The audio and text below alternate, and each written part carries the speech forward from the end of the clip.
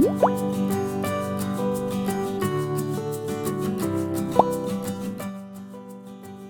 ัย1 ขวบหนูน้อยเริ่มเคี้ยวอาหารได้ดีมากขึ้นถึงแม้ว่าวัยกำลังซนวัยนี้จะต้องการอาหารที่ให้พลังงานมากก็ตามแต่คุณแม่คุณพ่อก็อย่ามองข้ามเรื่องของการขับถ่ายนะคะ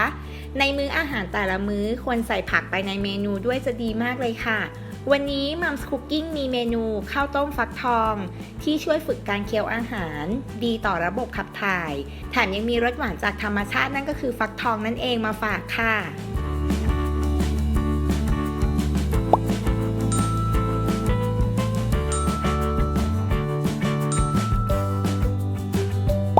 ตั้งน้ำซุป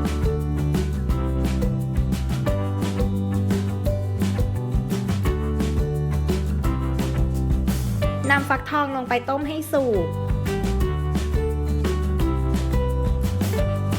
พอฟักทองสุกนะคะใส่ข้าวสวยลงไปต้มค่ะ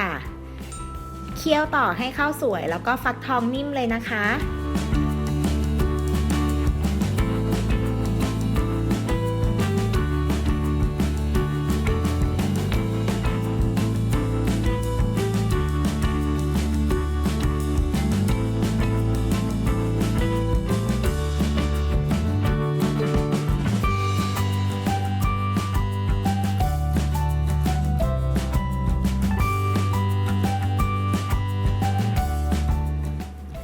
พอข้าวและฟักทองสุกนิ่มดีแล้วก็ตักใส่ถ้วยค่ะพักให้คลายร้อนสักหน่อยก็พร้อมเสิร์ฟให้หนูน้อยแล้วล่ะค่ะ